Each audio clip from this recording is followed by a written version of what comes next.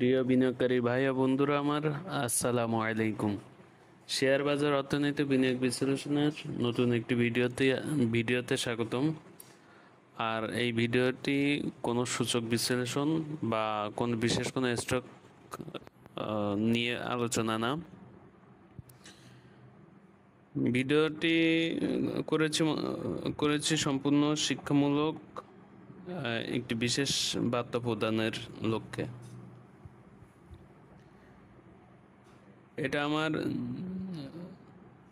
নিজস্ব চিন্তা চেতনা, এই ব্যবসায়িক জীবনের অভিজ্ঞতা আলোকে। এখানে এক একজনের দর্শন এক এক রকম। আমার দর্শনটা, আমার অভিজ্ঞতা এখানে শেয়ার করতেছি। হয়তো বিষয়টি অনেকের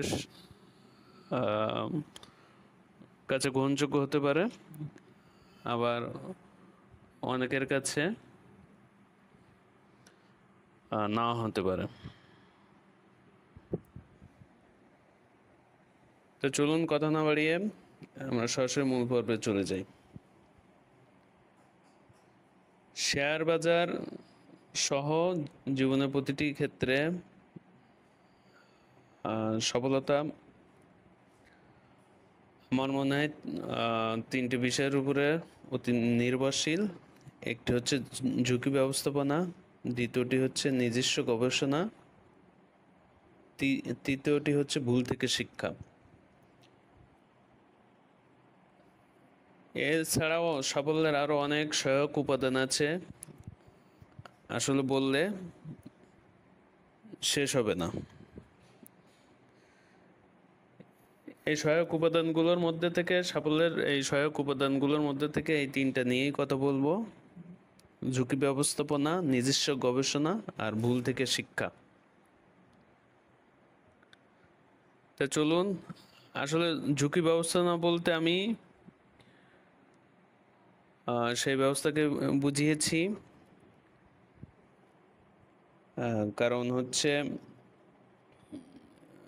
বিনিয়োগ একটি ঝুঁকিপূর্ণ কাজ। কারণ বিনিয়োগ করে কেউ নিশ্চয়তা দিতে পারবে না যে এখানে সফলতা নিশ্চিত, কারণ প্রতিটি বিনিয়োগই ঝুঁকিপূর্ণ।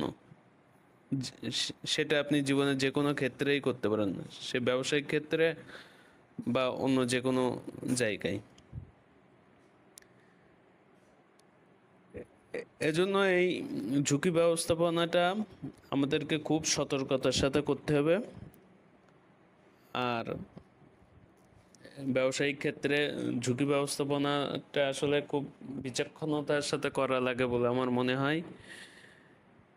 আর এর জন্য ঝুঁকি ব্যবস্থাপনার জন্য আমার মনে হয় বিনিয়োগটা ধাপে ধাপে করা উচিত, যাতে করে একটা বিনিয়োগ করলে সেটা কোনো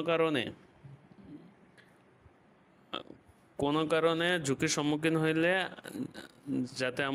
যাতে করে আমার সক্ষমতা থাকে ওই ঝুঁকিটা রিকভারি করার। কিন্তু একবারে সব যদি বিনিয়োগ করে নিই এবং হাতে যদি আমার সেই বিনিয়োগের ঝুঁকি নেওয়ার কোনো সক্ষমতা না থাকে, তাহলে মনে হয় পুঁজি আরও বেশি ঝুঁকির মধ্যে পড়ে যায়। এই জন্য ধাপে ধাপে বিনিয়োগ করাটাই বুদ্ধিমানের কাজ।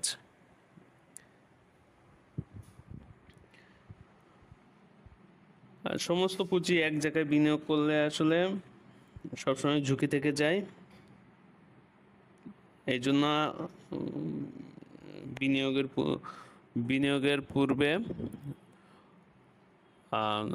কতটুকু বিনিয়োগ এবং কতটুকু হাতে রাখবো সেটুকু আগে হিসেব করে নিতে হবে।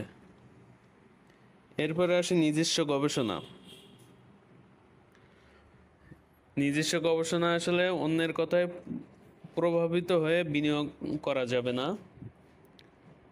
এজন্য দরকার নিজস্ব গবেষণা বিশ্লেষণ। মানুষ সৃষ্টির সেরা জীব। আল্লাহ মানুষকে অত্যন্ত অভিযোজন ক্ষমতা দিয়ে সৃষ্টি করেছেন, কিন্তু দুর্ভাগ্যবশত আমরা আমাদের সক্ষমতাকে যাচাই করি না, কখনো কাজে লাগানোর চেষ্টাও করি না। কারণ হিসেবে যদি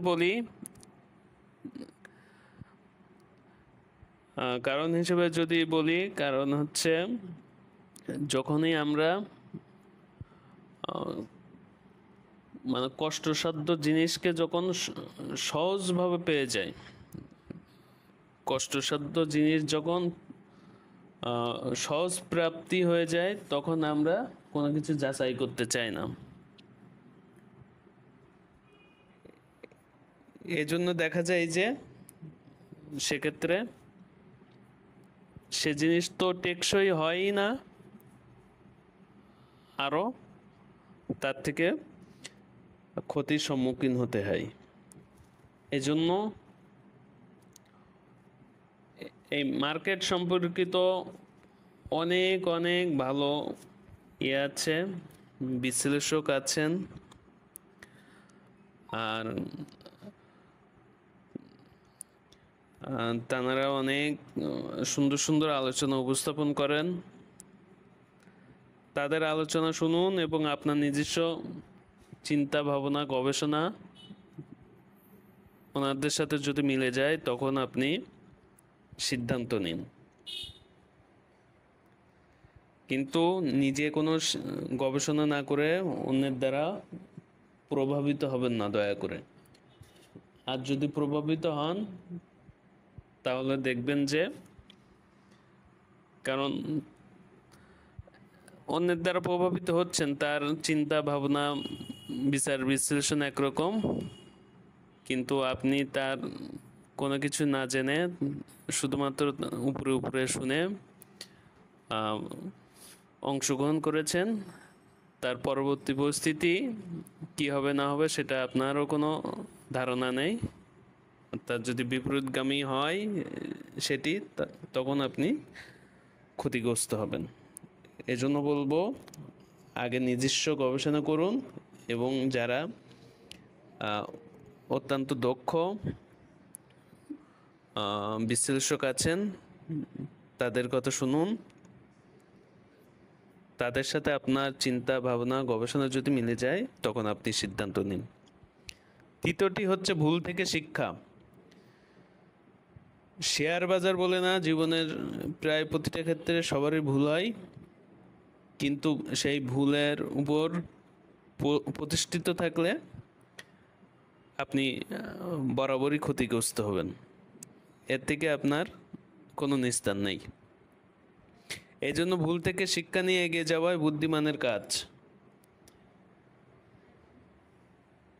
এই জন্য আমাদেরকে এই যে 2টা দিন সময় আছে বিনিয়োগের পূর্বে, ভাবুন কোথায় ভুল হয়েছে, কোথায় সংশোধনের দরকার। মনে রাখতে হবে, শেয়ার বাজার হলো জ্ঞানের, ধৈর্যের এবং সঠিক পরিকল্পনার একটি খেলা। যদি এই 3টি বিষয়ে পারদর্শী হওয়া যায়, তাহলে ইনশাআল্লাহ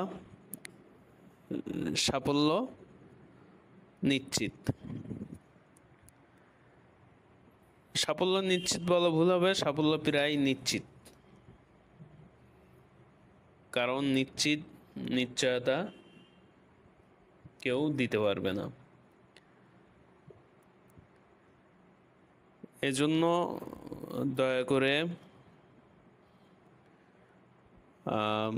বিষয়গুলো একটু বিবেচনা করবেন। যেহেতু এখনো আমাদের 2টা দিন সময় আছে, এই 2টা দিন আগামী সপ্তাহে আমরা কি করব না করব তার একটা পরিকল্পনা সাজিয়ে নিয়ে তারপর বিনিয়োগ করুন। কারণ মার্কেট